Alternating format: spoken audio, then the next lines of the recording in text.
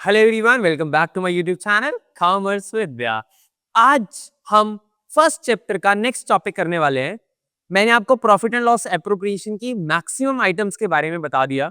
मैंने आपको कंफर्म कर दिया इंटरेस्ट ऑन कैपिटल क्या होता है, इंटरेस्ट ऑन ड्राइंग्स क्या होता है, सैलरी क्या होता है, कमीशन क्या होता है, जनरल रिजर्व क्या होता है, ये सारी आइटम्स कैसे पोस्ट करनी है, ये सारी क्लैरिटी मैंने आपको लास्ट 2 वीडियोस में दे दी। ये हमारी फर्स्ट चैप्टर की 3rd वीडियो है, जिसमें मैं आपको प्रॉफिट एंड लॉस एप्रोप्रिएशन में और क्या-क्या चीजें इंक्लूड हो सकती हैं उसके बारे में बताने वाला हूं। और फिर हमारा एक नेक्स्ट टॉपिक बचेगा प्रॉफिट एंड लॉस एडजस्टमेंट और एनालिटिकल टेबल, जिसके ऊपर हम डिस्कशन करेंगे। तो मेरी बात को ध्यान से समझ लेना। टॉपिक है हमारा प्रॉफिट एंड लॉस एप्रोप्रिएशन, जो हमारा पहले से चल रहा है। ध्यान रखना, मैं कोई भी ऐसा टॉपिक बचने नहीं दूंगा कि जो सीबीएसई में आना हो और मैंने आपको ना करवाया हो।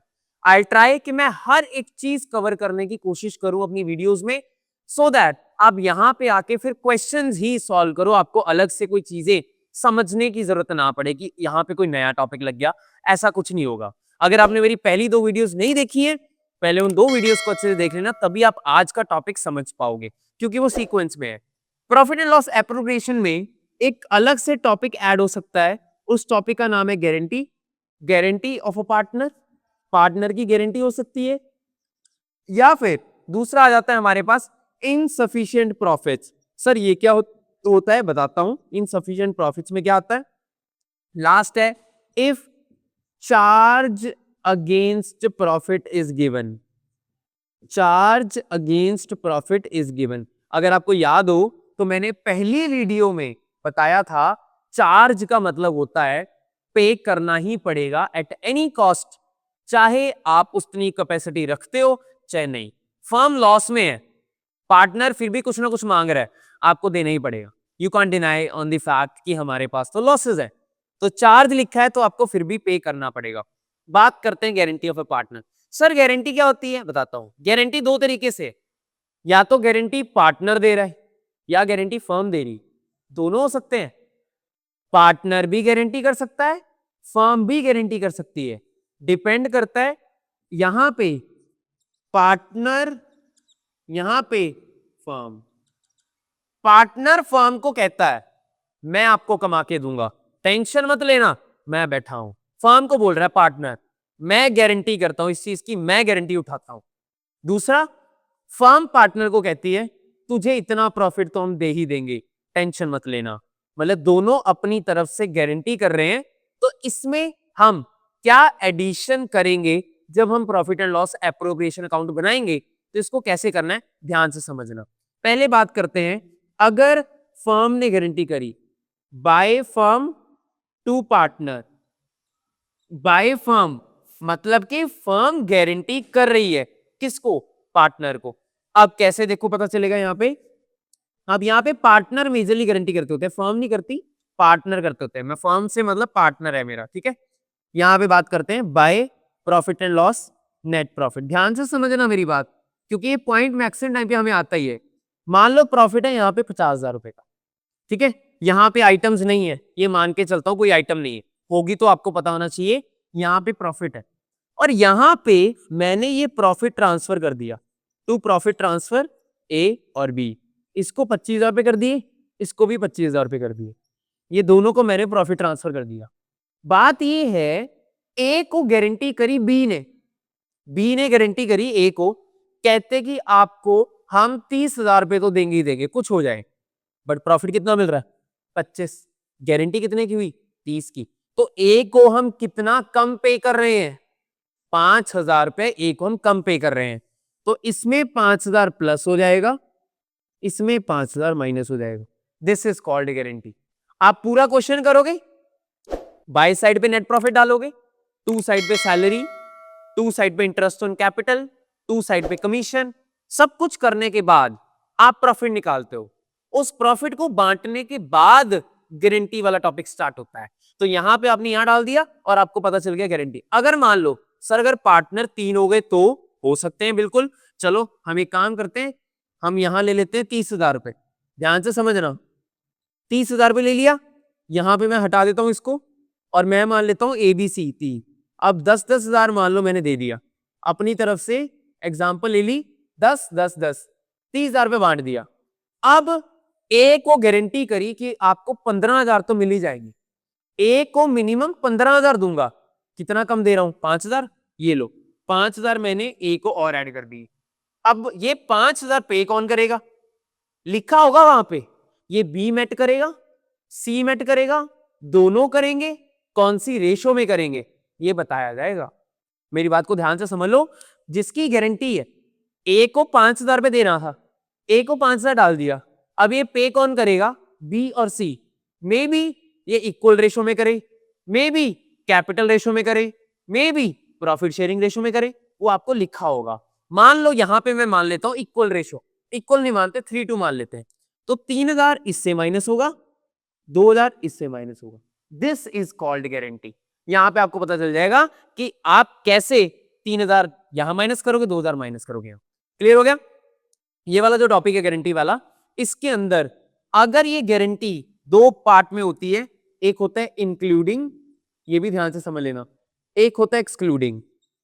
इंक्लूडिंग में सैलरी भी हो सकता है, आईओसी भी हो सकता है, कमीशन भी हो सकता है। ये जब मैं क्वेश्चन करवाऊंगा ना तो डिटेल में बताऊंगा, अभी आप कंफ्यूज हो जाओगे, आपको पता नहीं चलेगा, अभी तक सिर्फ यही रखो। मैं एक क्वेश्चन कराऊंगा इसके ऊपर, तो क्वेश्चन को ध्यान से समझना।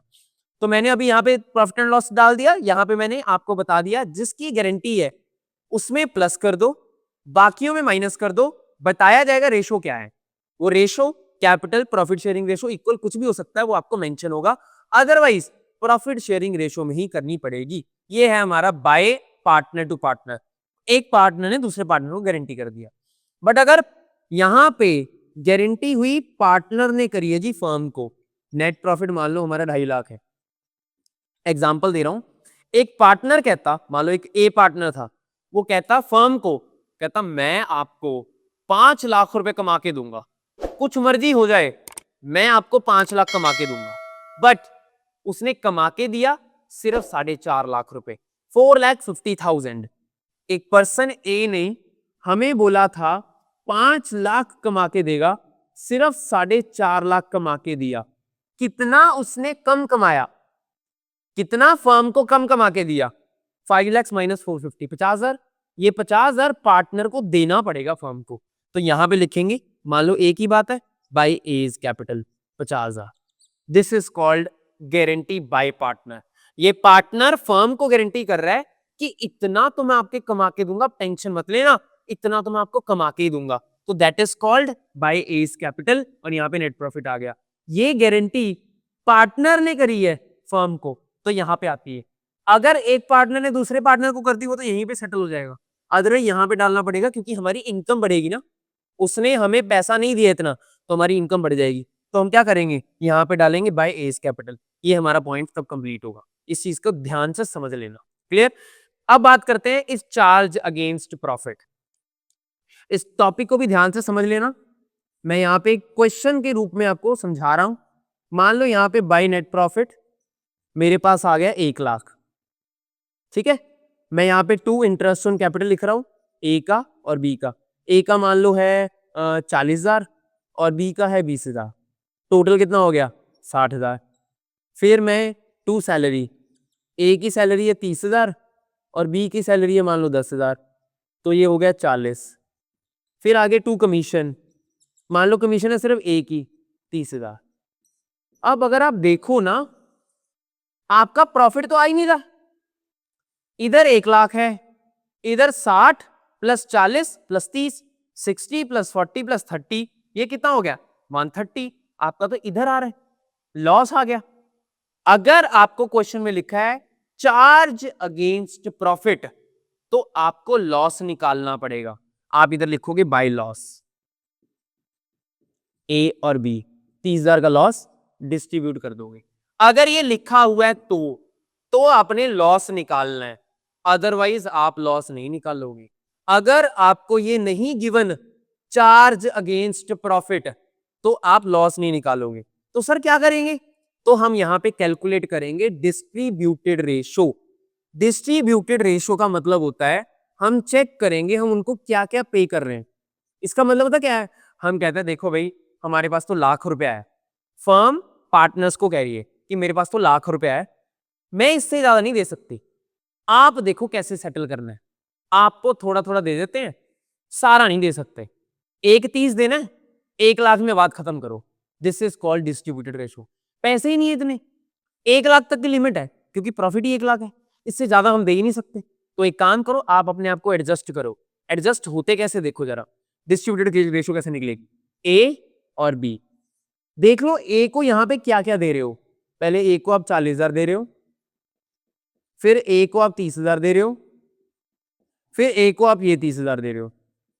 आप ए को 1 लाख रुपए पे कर रहे हो, बी को यहां पे 20,000 दे रहे हो, यहां पे 10,000 दे रहे हो और कुछ नहीं दे रहे। मतलब ये रेशो बनेगी। अगर कटिंग कर दें, यहां पे आपको पता लगेगा 10:3 ये रेशो आई है।